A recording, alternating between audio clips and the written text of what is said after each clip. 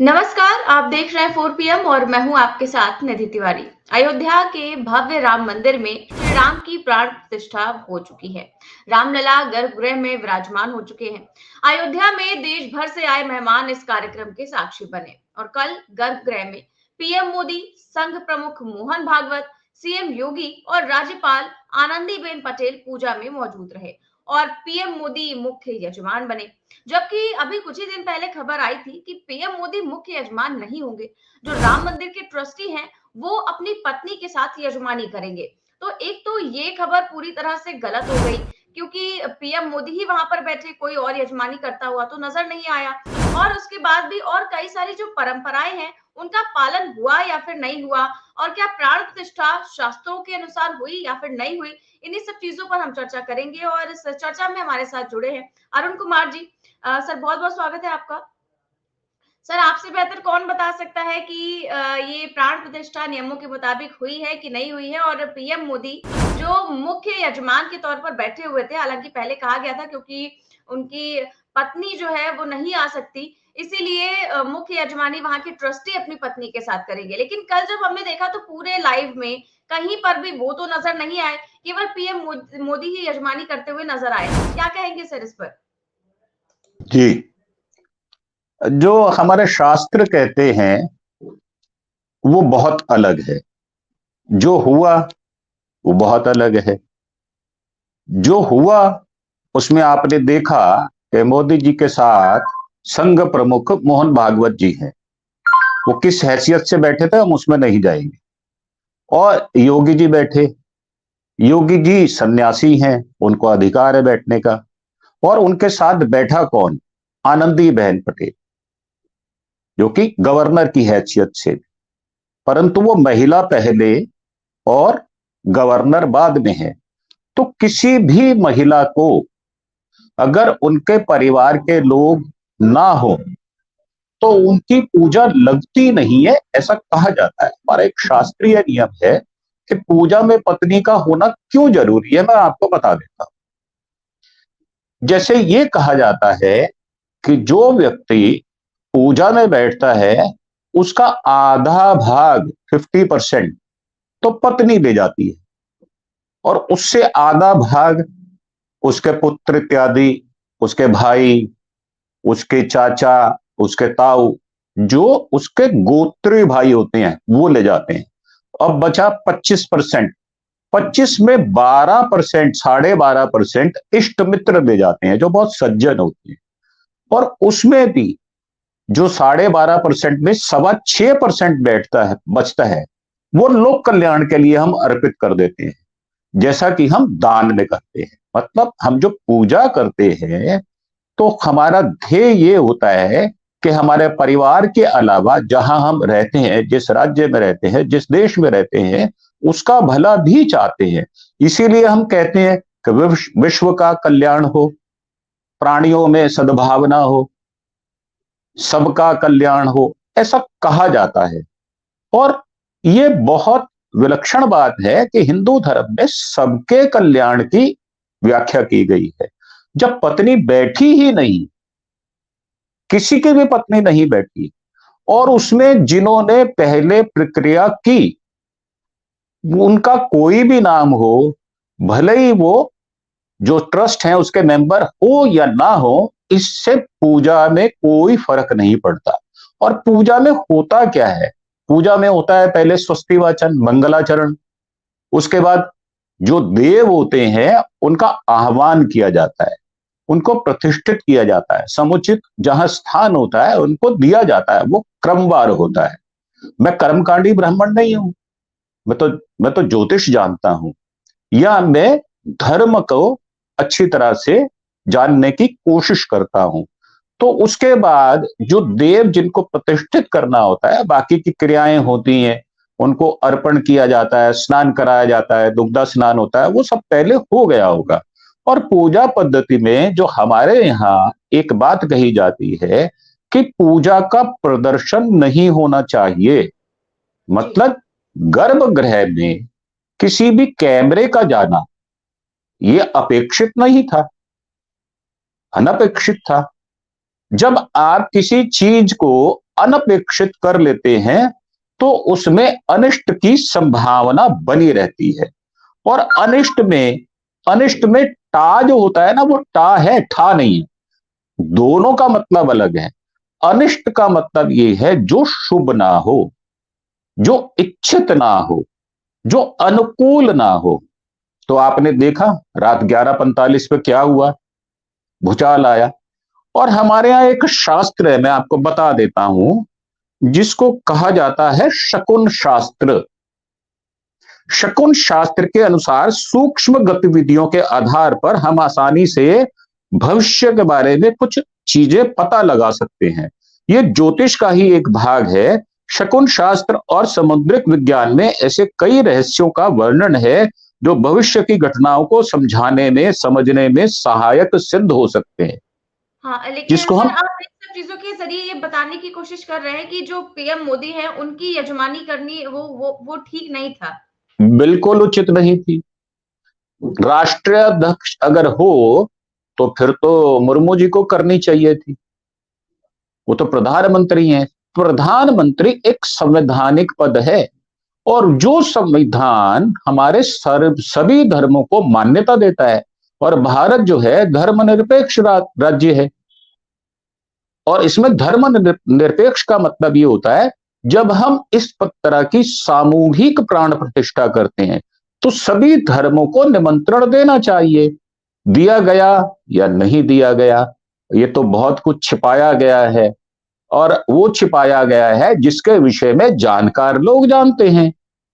और दिखाया क्या गया, मात्र मोदी जी को। उनकी आप देखें कि उनके इष्ट मित्र, उनके सहयोगी जो बहुत प्रमुख नाम है, रितांबरा जी कहां है, हमें तो नजर नहीं आई। राजनाथ जी कहां है, अमित शाह जी कहां है, जो गलबैया डालकर खड़े होते हैं, जिनके स्कूटर पर बैठकर मोदी जी जाते रहे, वो सज्जन कहां है। मैं दुर्जन नहीं कह रहा उनको, सज्जन कह रहा हूं, वो सज्जन है कहां। और नितिन जी कहां है, गडकरी साहब कहां है। सबसे बड़ी जिन बात लोग, सर लाल कृष्ण आडवाणी जी, उन्होंने अपनी तबीयत का जी हवाला जी जी, देकर आने से मैं इनकार उन्हीं कर पे दिया। आ रहा था, उन्हीं पे आ रहा था। वैसे भी निधि जी, आपके मेरे परिवारों में जो हमारे सबसे बड़े होते हैं, भले ही वो हमारे कुल के ना हो, भले ही हमारे ननिहाल से हो, चाहे नाना हो, चाहे फूफा हो, हम उनको यथोचित स्थान देते हैं। आपने देखा होगा जब भगवान शंकर ने यज्ञ किया और सती ने मना किया कि आप मत जाइए, आपका यथोचित स्थान नहीं दिया जाएगा, प्रजापति ने क्या किया, उस यज्ञ का क्या हुआ, क्या परिणाम हुआ उसका। जब देवों में भी ऐसी बात है तो मनुष्य उनसे अलग कैसे चल सकते हैं। हम तो उनके अनुचरण करने वाले हैं ना, उनके अनुचर हैं। उन्होंने जो कह दिया, हम उसमें बुद्धि विवेक नहीं लगाते, हम तो मान लेते हैं। ये सहज भाव होता है। जब सहज भाव में मनमानी हो, अड़ियल रुख हो, जो कहा गया बहुत पहले, उसी को चरित्रार्थ किया गया। बीच में लोगों को भरमाने के लिए बहुत सारी बातें कही गई जो कि हुई ही नहीं, इसलिए कि लोगों का ताप जो है, लोगों के संताप से बचा जा सके, इसलिए उन बातों को बीच में कहा गया। जी। सर इस दौरान एक और रस्म कहे वो होती है प्राण प्रतिष्ठा के दौरान हमने देखा भी है और पढ़ा भी है कि पूजा के बाद जब मूर्ति की आंखों से पट्टी खोली जाती है और इसके बाद आंखों पर काजल भी लगाया जाता है और मूर्ति को आईना दिखाया जाता है और इस दौरान जो मंत्र उच्चारण होते हैं और जो आंखों से जो तेज निकलता है उससे आईना वो टूट जाता है लेकिन ये रस्म हमें कहीं दिखाई नहीं दी या हुई नहीं या फिर दिखाई नहीं दी क्या कहेंगे सर। जी, मैं आपको बता देता हूं ये रस्म जो है किसके अंतर्गत आती है। दरअसल होता क्या है कि बहुत सारी अनचाही कमियां रह जाती हैं जिनकी तरफ हमारा ध्यान ही नहीं जाता, जहां हम ध्यान को केंद्रित कर नहीं पाते।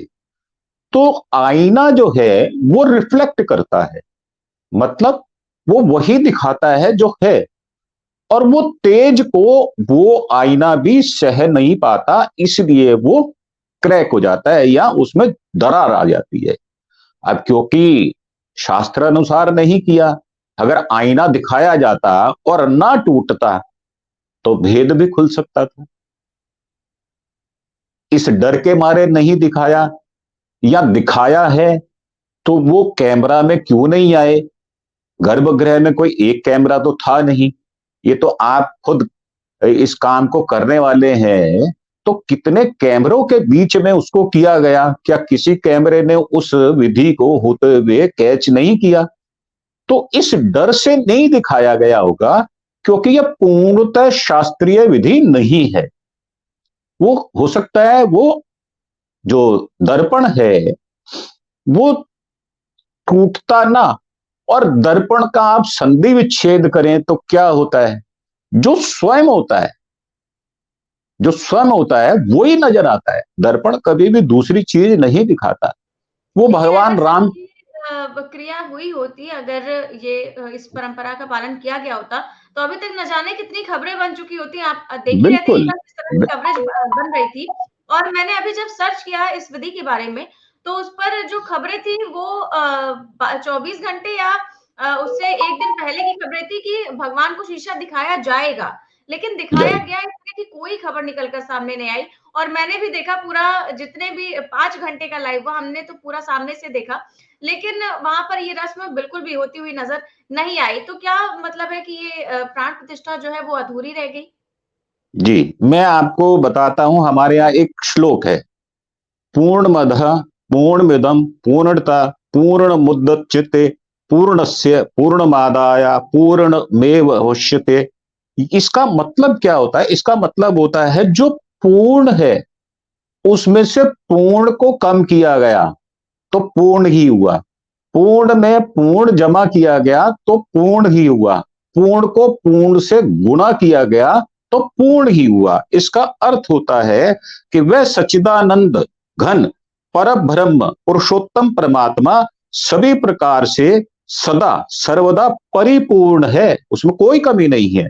यह जगत भी उस पर ब्रह्म से पूर्ण ही है, क्योंकि यह पूर्ण उस पूर्ण पुरुषोत्तम से ही उत्पन्न हुआ है।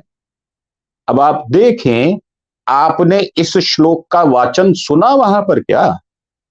आपने स्वस्ति वाचन सुने, मंगलाचरण सुने, देवताओं का आह्वान सुना होगा, उनको प्रतिष्ठित किया गया, नवग्रह की स्थापना की गई, नवग्रह को यथोचित स्थान दिया गया। तो ये श्लोक जो कि पूर्णता को दर्शाता है। और कल तो बहुत अच्छा दिन था, बहुत बढ़िया दिन था। मैं मुहूर्त पे तो जा ही नहीं रहा।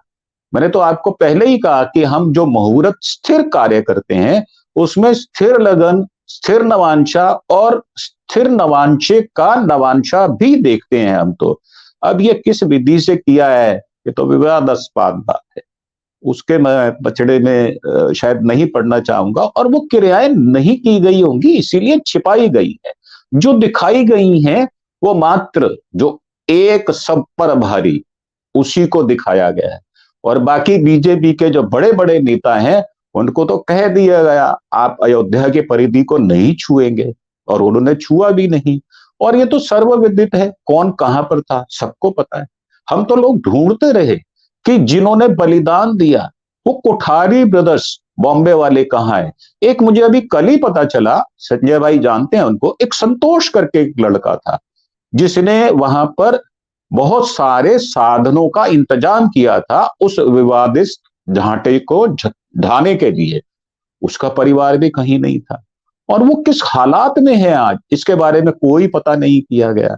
तो ये आपका कहना बिल्कुल उचित है कि बहुत सारी क्रियाएं की नहीं गई, उनके बारे में कहा गया, उनको किया गया या नहीं किया गया, और किया गया तो उनको छिपाया गया, और किस वजह से छुपाया गया, उसके पीछे निहित कारण क्या हो सकता है, ये तो वही लोग बताएंगे जिन्होंने इसके बारे में सारी रचना रची है। जी। जी, बिल्कुल, आप जैसे कह रहे हैं कि कई सारी चीज़ें दिखाई नहीं गई, लेकिन जो चीज़ें दिखाई भी गई, तो क्या लग रहा है कि वो सब कुछ शास्त्रों के मुताबिक हुआ? और जो अधूरे मंदिर में प्राण प्रतिष्ठा हुई, पहली बात तो यही है। और क्या भगवान की पूजा जो है वो सही से कराई गई आपके मुताबिक? देखो, भगवान की जहां तक पूजा का संबंध है तो आखिर में भगवान की जब हम पूजा कर लेते हैं तो एक श्लोक पढ़ा जाता है जिसको हम क्षमा अपराध या क्षमा प्रार्थना कहते हैं, कि हमसे जो अनजाने में भूल रह गई उसके लिए हम क्षमा प्रार्थना करते हैं और अपनी जगह पर खड़े होकर 3 बार हम घूम जाते हैं। क्या क्षमा प्रार्थना की गई? अगर मान लीजिए कोई भूल चूक रह भी गई तो हम क्या ये प्रार्थना हमने की कि हे परमात्मा, आपकी स्तुति में, आपके गान में, आपकी प्रशंसा में जो हम कर सकते थे वो हमने किया, परंतु पूरी विधि हमें भी नहीं पता कि हुई है या नहीं हुई, इसलिए अंत में हम क्षमा प्रार्थना करते हैं। ये हर एक देवता के साथ ये बात होती है। मुझे तो वो भी सुनाई नहीं दिया। और परिक्रमा करने का घोतक ये होता है कि हमने आपकी चारों ओर परिक्रमा की है। मंदिरों में आप देखें कि जो देव होते हैं उनके पीछे की जगह खाली होती है, वो उनकी परिक्रमा के लिए होती है। तो वो की गई? वो भी नहीं की गई। कोई भी उनके पीछे से आगे तक किसी ने कोई एक परिक्रमा की हो, ऐसा तो मुझे जान नहीं पड़ता। तो ये बात बिल्कुल ठीक है कि बहुत सारे रिचुअल्स, मैंने आपको बहुत पहले कहा था कि बहुत सारे रिचुअल्स नहीं की गए। और मैं आपको एक बात और बताता हूं, मैंने आपको प्रॉमिस किया था कि जो योगी जी हैं वो नाथ सांप्रदाय से आते हैं। मैं आपको, जो नाथ सांप्रदाय मानता है वो इन शाबर मंत्रों को मानता है। मेरे पास इसके 12 भागों में उनकी पूरी की पूरी विधि लिखी हुई है। वो नाथ सांप्रदाय वाले वैष्णव को नहीं मानते। हो सकता है कि उनके प्रदेश में हो रही हो, तो उसने किस विधि से किया, कैसे किया, ये तो जो करने वाले हैं वो ही बता सकते हैं, या जो देखने वाले हैं, जो वहां पर उपस्थित थे, वो बता सकते हैं। अब जब गर्भगृह में एक महत्वपूर्ण व्यक्तियों का आना निषेध कर दिया गया, तो वहां पर कैमरामैन क्या उपयुक्त आदमी थे? क्या वो उपयुक्त सज्जन थे? और कोई एक कैमरे वाला तो था नहीं वहां पर, बहुत सारे कैमरा वाला थे। तो जब कैमरे वालों को, मेरा उनसे कोई वैर भाव नहीं है, उन्होंने उसको चित्रण किया, उसका उसको रिकॉर्ड किया, बहुत अच्छी बात है। मैं ये नहीं कहता कि वो खराब हुआ, परंतु उसको कोई ना कोई तो ऑपरेट कर ही रहा था। जो एंगल लिए गए बार बार विभिन्न कोणों से मोदी जी को दिखाया गया, तो वो तो उसकी प्लानिंग तो पहले बनी होगी ना। तो क्या अडवाणी जी से बड़े कैमरे वाले थे क्या? जोशी साहब, आपको पता है वो कितने इंटेलेक्चुअल हैं, इलाहाबाद में प्रोफेसर रहे। उनके जैसा हिंदू धर्म का ज्ञानी या सनातनी मुझे लगता है बीजेपी में और कोई होगा नहीं। अडवाणी जी भी बहुत कम जानते होंगे जो जोशी जी जानते हैं, उनको तो पूछा तक नहीं गया। और आपको और इंफॉर्मेशन दे दूं, इलाहाबाद वाला घर बेच दिया उन्होंने बहुत पहले। तो आज किस परिस्थिति में वो हैं, उनको तो शायद हो सकता है ये बताने में भी शर्म आती हो कि बीजेपी में मेरा कोई स्थान नहीं है। और ये फंक्शन बीजेपी का नहीं था, ये तो राष्ट्रीय स्वयंसेवक संघ का फंक्शन था। और ये संघ जो 27 सितंबर 1925 में हुआ, ये 98 वर्ष पहले लिया गया स्वप्न था, और 1949 में उन्होंने कुछ नहीं किया था। ये पहली सीढ़ी है जो उन्होंने पार की है। जी।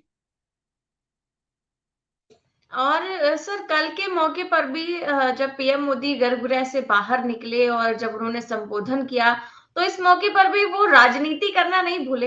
कैसे उन्होंने कहा कि कोई और होता तो वो कहता था कि आग लग जाएगी, मंदिर बनेगा तो दंगे हो जाएंगे, इस तरह की बातें करना क्या उचित था?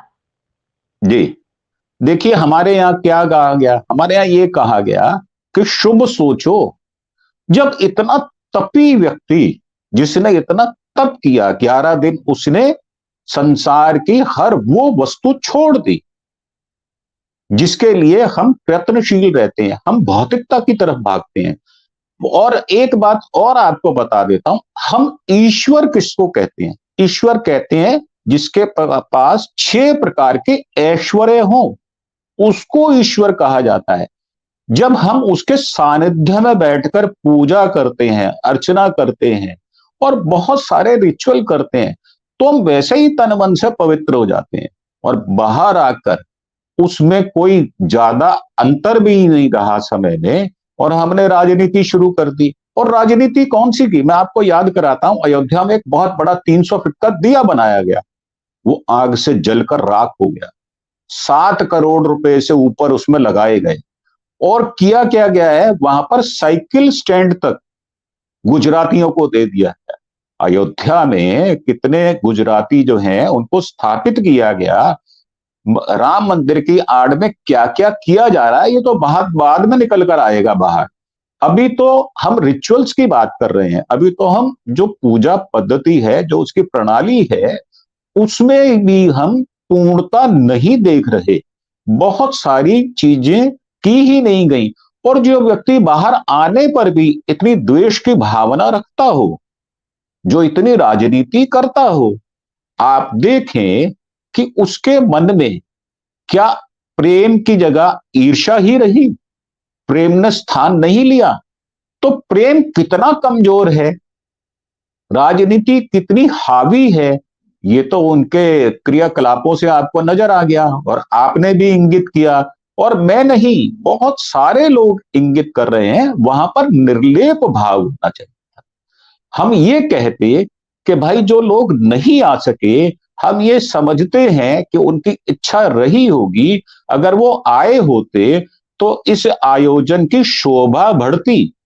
अगर वो नहीं आए तो हमारे मन में उनके प्रति ये भाव है कि ये कमी हमसे रह गई या उनसे रह गई। ईश्वर उनको भी आशीर्वाद दे, ऐसी मैं भावना प्रकट करता हूं। परंतु ऐसा तो कुछ नहीं कहा गया। जी। जी सर, बहुत-बहुत शुक्रिया सर सारी जानकारियाँ देने के लिए। जी, बहुत बहुत धन्यवाद। तो आप देख रहे थे कि कल जिस तरह से प्राण प्रतिष्ठा हुई, उसको लेकर कई सारे सवाल लोगों के मन में थे, जिसको लेकर हमने चर्चा की। अरुण कुमार जी के साथ कैसी लगी आपको ये चर्चा? हमें कमेंट बॉक्स में ज़रूर बताएँ। चैनल को सब्सक्राइब करें और जॉइन भी करें। नमस्कार।